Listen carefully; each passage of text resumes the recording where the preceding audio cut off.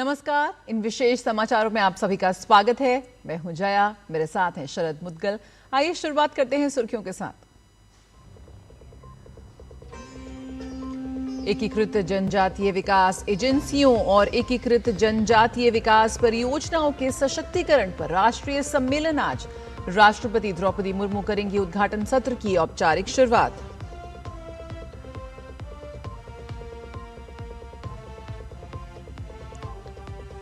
पश्चिम बंगाल में अन्नपूर्णा योजना का औपचारिक शुभारंभ आज। महिला लाभार्थियों को हर महीने मिलेगी 3,000 रुपए की वित्तीय सहायता।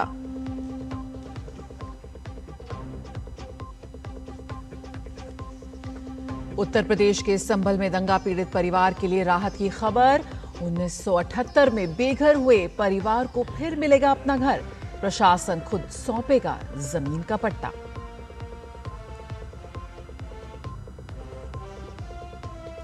भारत जर्मनी संबंधों को मजबूत करने की दिशा में बड़ा कदम। आज से भारतीयों को नहीं लगेगा ट्रांजिट वीजा।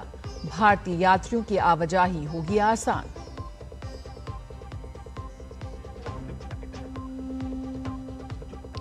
और महिला फुटबॉल चैंपियनशिप के सेमीफाइनल में आज भारत का सामना भूटान से। 5 बार की चैंपियन टीम इंडिया की नजर फाइनल में जगह बनाने पर।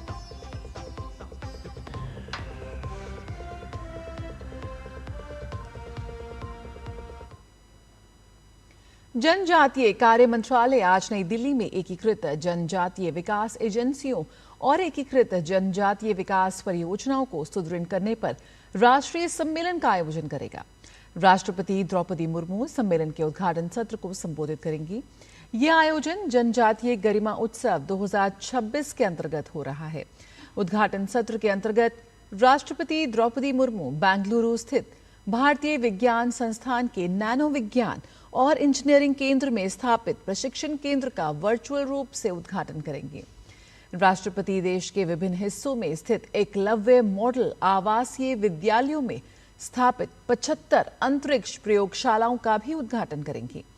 सम्मेलन का मुख्य उद्देश्य देश भर में जनजातीय विकास के लिए जिम्मेदार संस्थागत प्रणालियों को सुदृढ़ करना है, जिसमें शासन सुधार, अभिसरण तंत्र और प्रौद्योगिकी आधारित सेवा वितरण शामिल है।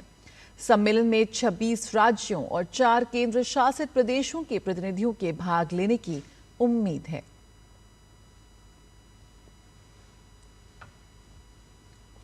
जर्मनी ने भारतीय नागरिकों को बड़ी राहत देते हुए एयरपोर्ट ट्रांजिट वीजा की अनिवार्य शर्त को समाप्त कर दिया है।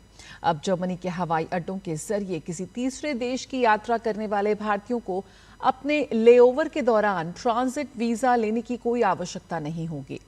भारतीय विदेश मंत्रालय ने सोशल मीडिया प्लेटफॉर्म एक्स पर जर्मन सरकार के इस महत्वपूर्ण फैसले का स्वागत किया। ये नीतिगत बदलाव जनवरी 2026 में जर्मन चांसलर फ्रेडरिक मर्ज की भारत यात्रा के दौरान प्रधानमंत्री नरेंद्र मोदी के साथ हुई उच्च स्तरीय चर्चा का सीधा परिणाम है। नई दिल्ली स्थित जर्मन दूतावास ने 2 जून को फेडरल लॉ गैजेट में इस बदलाव की आधिकारिक अधिसूचना जारी की थी। इस कूटनीतिक कदम का मुख्य उद्देश्य दोनों देशों के बीच लोगों की आवाजाही को सरल बनाना और द्विपक्षीय संबंधों को नई मजबूती प्रदान करना है। इस सुविधा के लागू होने से न केवल भारतीय यात्रियों को बड़ी राहत मिलेगी, बल्कि दोनों देशों के बीच आर्थिक और रणनीतिक सहयोग के नए रास्ते भी खुलेंगे। पश्चिम बंगाल सरकार आज एक बड़ी सामाजिक कल्याण पहल अन्नपूर्णा योजना शुरू करने जा रही है। मुख्यमंत्री शुभेंदु अधिकारी इसका औपचारिक शुभारंभ करेंगे। मुख्यमंत्री के संबोधन के तुरंत बाद लाभार्थियों को स्वीकृति पत्र वितरित किए जाएंगे। प्रत्येक ब्लॉक, नगरपालिका और कोलकाता नगर निगम क्षेत्र में चयनित 100 लाभार्थियों को स्वीकृति पत्र दिए जाएंगे। राज्य सरकार ने योजना के सफल क्रियान्वयन के लिए सभी जिला प्रशासन और संबंधित अधिकारियों को आवश्यक व्यवस्थाएं सुनिश्चित करने के निर्देश दिए हैं।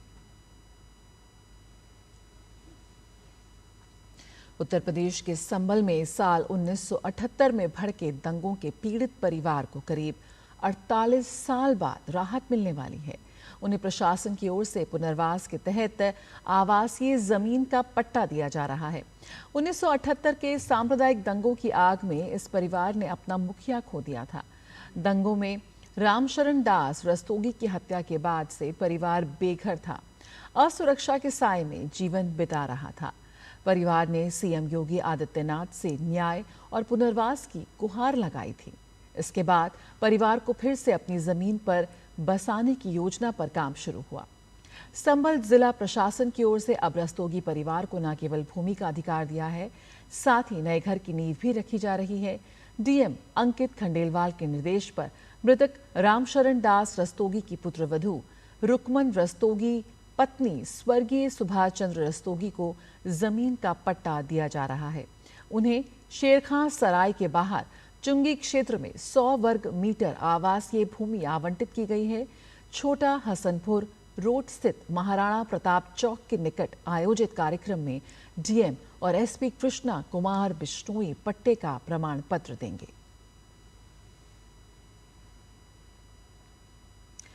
प्रसार भारती के digital streaming platform waves OTT ने लॉन्च के 2 साल से भी कम समय में 1 करोड़ पंजीकृत उपयोगकर्ताओं का आंकड़ा पार कर लिया है।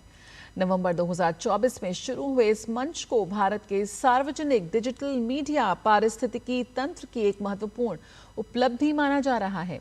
वेव्स ओटीटी पर वर्तमान में 24,000 से अधिक कंटेंट टाइटल, 15,000 घंटे से अधिक सामग्री, 140 से ज्यादा लाइव टीवी चैनल और 200 से अधिक रेडियो सेवाएं उपलब्ध हैं।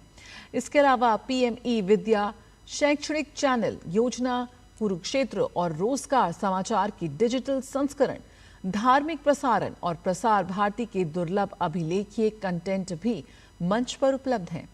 मोबाइल, वेब और कनेक्टेड टीवी पर उपलब्ध ये प्लेटफॉर्म अब 130 से अधिक देशों तक पहुंच बना चुका है। प्रसार भारती के अनुसार ये उपलब्धि डिजिटल युग में सार्वजनिक सेवा, मीडिया की बढ़ती प्रासंगिकता और स्वदेशी डिजिटल मंचों पर लोगों के बढ़ते भरोसे को दर्शाती है। प्रसार भारती ने कहा कि वेव्स ओटीटी का अगला लक्ष्य मार्च 2027 तक 2 करोड़ पंजीकृत उपयोगकर्ताओं तक पहुंचना है। इसके लिए क्षेत्रीय भाषाओं, शिक्षा और सार्वजनिक हित से जुड़े कंटेंट के विस्तार पर विशेष जोर दिया जाएगा।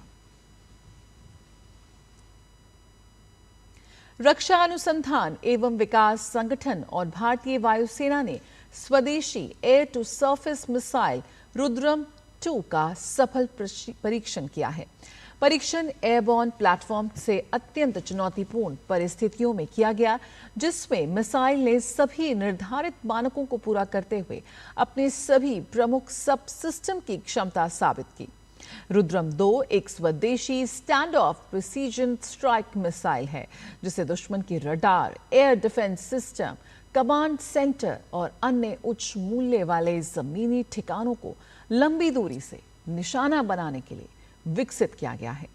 ये मिसाइल लड़ाकू विमान को दुश्मन के वायु रक्षा क्षेत्र में प्रवेश किए बिना हमला करने की क्षमता देती है। जम्मू कश्मीर में पंचायत और जिला विकास परिषद चुनावों की तैयारियों को लेकर राज्य निर्वाचन आयोग की 2 दिवसीय उच्च स्तरीय बैठक आज से शुरू हो रही है। राज्य निर्वाचन आयुक्त शांतमनु इस महत्वपूर्ण बैठक की अध्यक्षता करेंगे, जिसमें चुनावी तैयारियों की विस्तृत समीक्षा की जाएगी। केंद्र शासित प्रदेश में वर्तमान में निर्वाचित स्थानीय निकायों के अभाव को देखते हुए ये प्रक्रिया काफी अहम मानी जा रही है। सैफ महिला फुटबॉल चैंपियनशिप में 5 बार की चैंपियन भारतीय टीम आज सेमीफाइनल में भूटान के खिलाफ उतरेगी। ग्रुप चरण में शानदार प्रदर्शन के बाद उसकी निगाह खिताबी मुकाबले में जगह बनाने पर होगी।